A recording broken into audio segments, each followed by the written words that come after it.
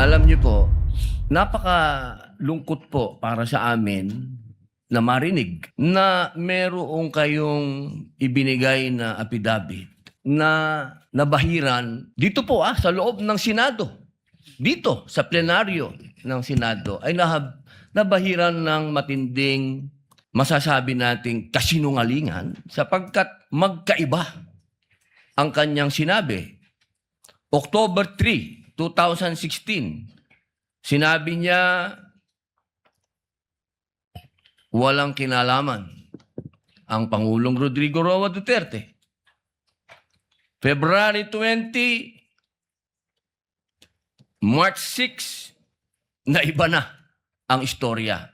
Ang tanong ko po, ano ang tawag sa taong paiba-iba ang sinasabi? Di ba po sinungaling? May I answer, Your Honor? Opo. Bilang bahagi ng Presiding testimonya Officer, ng witness. hindi pa din po sinasagot ang... Lead prosecutor, the response, it's not responsive to the question of Senator Judge Padilla. Senator Judge Padilla is recognized. You may proceed, sir, when you're ready. You have 2 minutes. Maraming salamat po aming ginoong tagapamahalang hukom at sa atin pong ginoong Pangulo. Meron po akong katanungan para sa prosecution. Sa akin pong mga kaibigan sa prosecution. Napakahalaga po sa bawat pagdinig ay yung nagsasabi ng katotohanan. Tama po ba?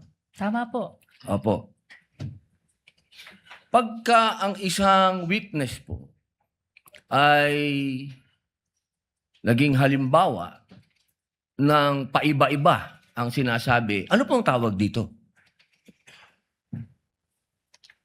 Di ba po kasinungalingan? This is a hypothetical question, Apo. Your Honor. You are not referring to any particular witness? Si Las Cañas po. Yung inyo pong pinakitang affidavit, Your Honor? alam niyo po, hindi pa po ako tapos, kaibigan.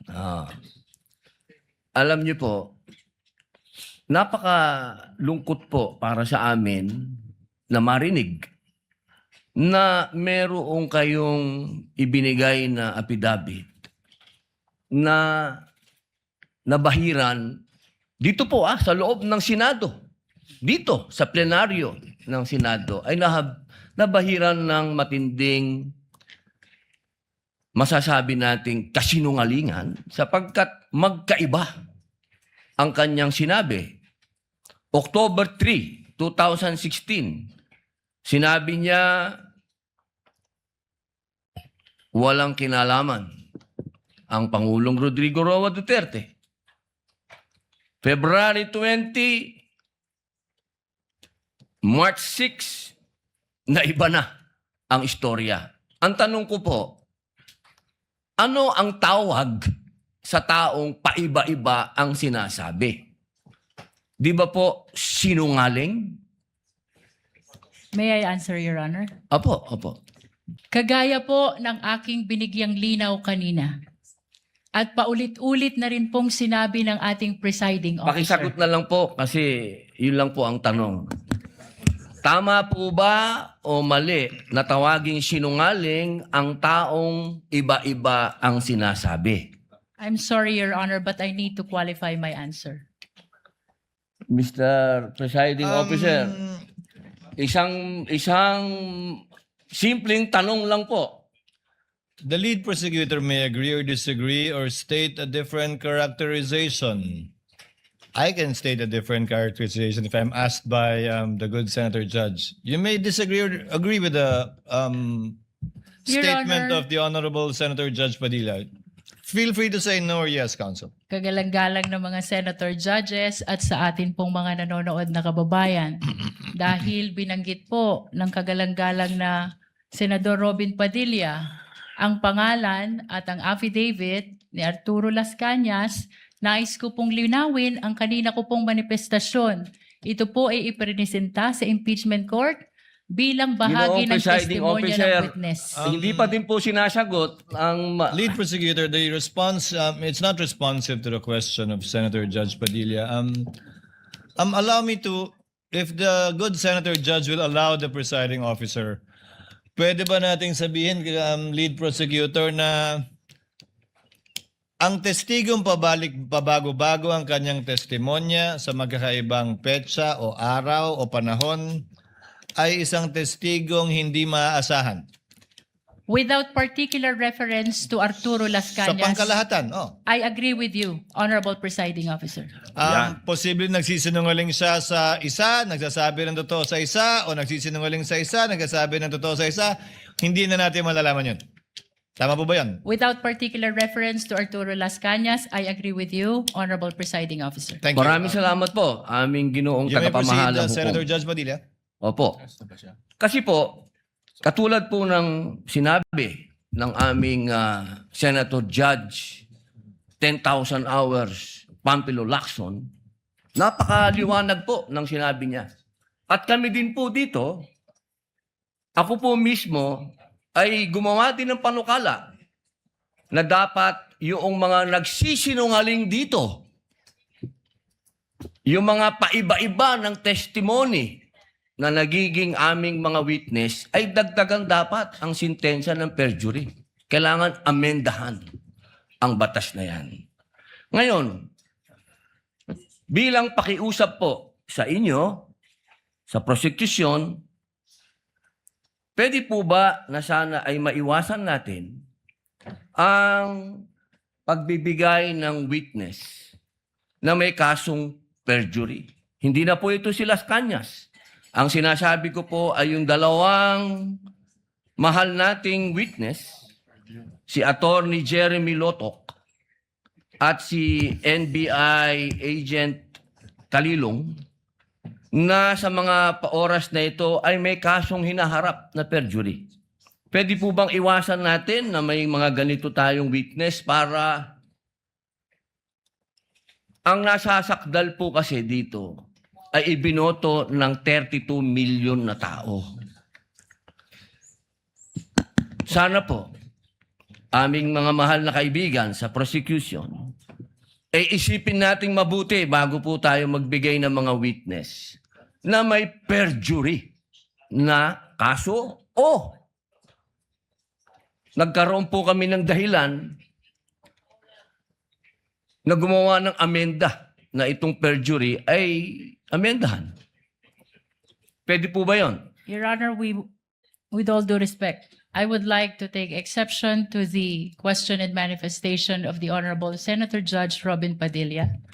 First of all, we were able to verify already that there are no cases pending against the prosecution witnesses. In addition, Your Honor, and only to respond to the concern of the Honorable Senator Judge Padilla, ang conviction po ay hindi ground for disqualification unless it is final and unless it is punishable by more than 1 year and that the crime constitutes moral turpitude. Alam niyo po, napakaganda po ng inyong sagot. Sana hindi one-sided ang ating persecution. Ano? Kasi, alam niyo,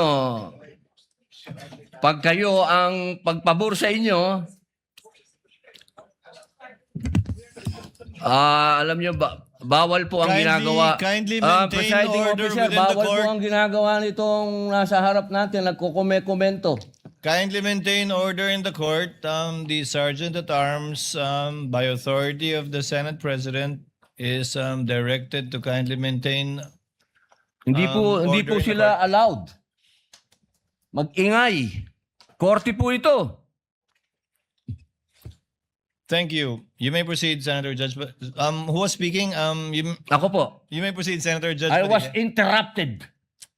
With due English. apologies. So, ibig niyo pong sabihin, yung mga senator judges dito ngayon na humaharap sa kaso na hindi po pinapayagan ng ombudsman at hindi pa rin sila guilty, ano pong ibig niyo sabihin? Your Honor, with all due respect, ang question niyo po kanina ay kaugnay ng pagtistigo Testigo nga, Referring to judges the nga yung witnesses of sinasabi the prosecution, Your Honor. Ang usapan po ay yung guilty or not guilty. Okay? So, tatanong na po ako ng bago. Opo. Pwede po ba? May I be clarified, Your Honor, on your last question about the senator you said are facing cases? Lead counsel, I think that was more Alam of niyo a- po, malinaw na po yung sinabi ko and wala po kayong karapatan magtanong Hindi, sa Senator Judge. diliwanagin ko nga po. I think Senator Judge Padilla was making a manifestation and not posing a question to the lead prosecutor in relation to our two colleagues. You may proceed, Senator Judge Padilla. Maraming salamat po, Ginoong tagapamahalang hukom. Pwede na po ba tayong mag-advance ng katanungan? Yes, Your Honor. Apo. Yung pong sinasabi ninyo, bakit nyo po nababanggit ang ICC dito? Ano po ang kinalaman ng ICC dito sa ating pagdinig? With all due respect, Honorable Senator Judge Robin Padilla, kagaya po ng nabanggit ko na at marahil panglima ng banggit ng presiding officer. Nabanggit po ang ICC, kaugnay ng affidavit ni Las Cañas na ipirinisinta po ng prosecution bilang bahagi lamang ng testimonya ng witness at bilang bahagi ng naging investigasyon ng Special Task Force ng NBI. Maraming salamat po. Senator Judge Padilla will please wind up. You can Opo. avail of a second round if you wish. Opo. Maraming salamat po. So, ibig pong sabihin, malinaw na kanina sinabi natin na What is the hindi pleasure siya... of, with the permission of Senator Judge and indulgence of Senator Judge Padilla, what is the pleasure of Senator Judge Rafi Tulfo? Walang mic. Kay Senator Padilla. Bakit pag sa kabila pinapayagan sila 5-10 minutes? Bakit pag sa amin, sa majority, kinakat agad ni remind pagdating ng 2 minutes? I think nakakalata na kami. So dapat pag sinabing 2 minutes, 2 minutes. Pag sa amin sa majority, pag 2 minutes, pinipindot nito. 2-3 beses. Totoo yan. Pero pag sa minority, umabot na ng 5 minutes, 10 minutes. At meron akong record yan. Pinapayagan. Why? Thank you. The comments of Senator Judge Rafi Tulfo is recognized. However, the chair would like to point out that in the impeachment court, there is no majority nor minority. We are all senator judges. And Senator Lacson earlier requested also an additional time to finish his point, which the chair allowed. That's why the chair reminded Senator Judge Padilla to wind up because Hindi. his time already lapsed. Kaya nga, Mr. Presiding Officer, I'm sorry, I do have a lot of respect in you. Yung sa akin lang, kahit na sino senador, kapag dating na ng 2 minutes, pinipindutan ng bell eh. Ako ilang beses na ako pindutan ng bell. Nakakairita eh. Samantalang yung iba, hindi pinipindutan ng bell, umabot pa ng 5 minutes. I'm not referring to anybody here now. Yun lang yun eh. Kaya nga kuminsan, binubulungan ko na nandiyan eh. Oy, pindutin mo na yung bell. Para naman makapagsalita yung iba. Yun lang po. Wala na akong tinutukoy dito. Dapat maging fair tayo yung sa nagpipindot ng bell. Pag sinabing 2 minutes regardless kahit na sinong senador yan. Thank you. The clerk of court is instructed to kindly relate to the bell ringer. To kindly be consistent in doing the polite reminder to the senator judges with respect to the time allotted. Sir Presiding Senator Officer. Judge Yes. Cayetano Alan. No, I take the comments of Senator Tulfo in order. I respect your opinion, but just to put on record, as you said, Senator Lacson a while ago asked for more time, binigay. Walang bell yon. Yesterday, 2 bell sa akin. 2 o 3. I don't wanna Dalawa admit- lang ang bilang ko. 2 lang bilang mo. And maybe the solution is that after the first, isang bell na lang, pero kasi from the start of the impeachment trial, we asked the presiding officer at sabi mo nga, liberality, because then if we can't ask questions, baka magkaroon ng motion or mas lalong tatagal. Maybe you've been doing it naman, but yun nga, yung just ask to wrap up. But konting, we all want to get back to work. There's so much that we want to do. At least, wala ngang majority-minority, but at least wala ngang threat ng kaso sa majority. Kami magsalita dito, parang may sword sa aming nakatutok. So, konting pagbibigay din sa amin ng konting liberality din sa pagtatanong. Yes. But in accordance with the rules, tama naman po yung sinabi ni Senator Tulfo. The presiding officer shall take in advisement the points raised by Senator Judge Rafi Tulfo as well as the point raised by Senator Judge Allen. And in that spirit, kindly wind up, Senator Opo. Judge Padilla. Ginoong tagapamahalang hukom, nais ko lamang pong sagutin ang ating kaibigan na si Senator Rafi Tulfo. Sandali lang po.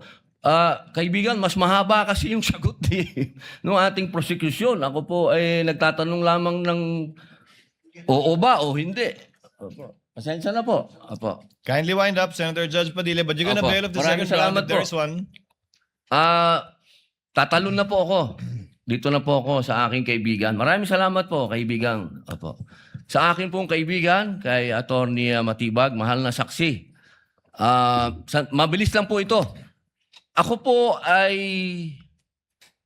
napunta sa PDP Laban dahil po sa inyo.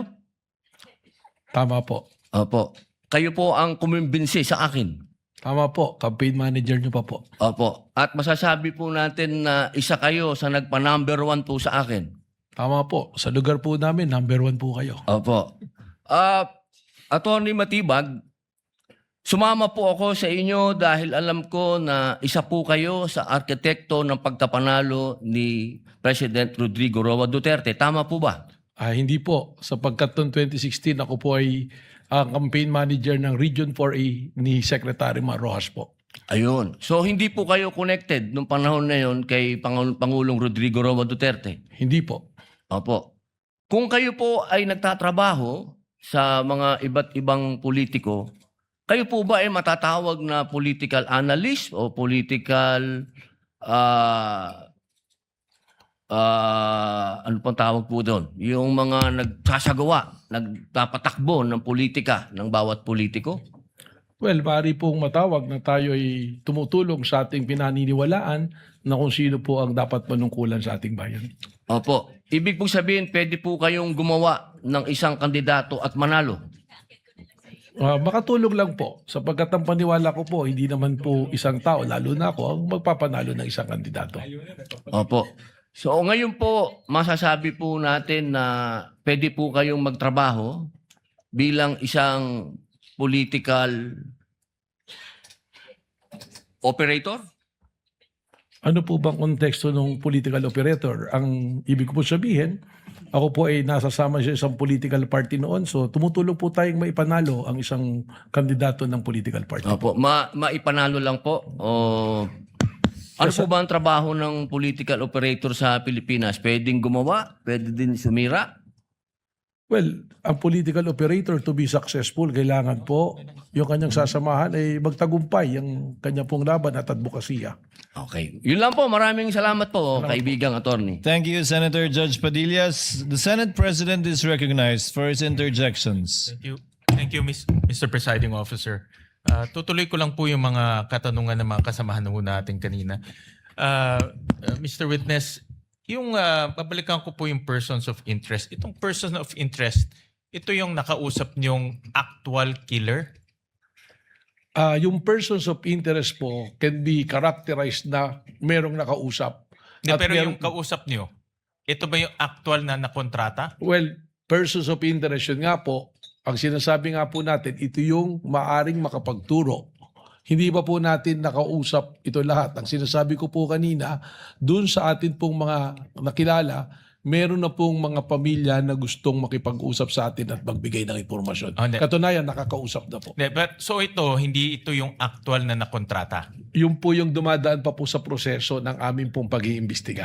Hindi, gusto ko lang by process of elimination. Yung nakausap nyo is hindi pa actual na nakontrata. Hindi pa po natin masiguro doon po sa natitirang numero kung ang isa doon ay siya talaga ang actual na nakontrata or grupo po. Yung ibang, nasabi niyo may iba rin ba kayong nakakausap pa? Tama po. Yung iba naman ay makakapagturo kung sino yung nakontrata. Tama po, Your Honor. Tama. At itong mga taong makakapagturo, ano po yung mga ebidensya na pwede niyong sabihin na credible itong mga taong to?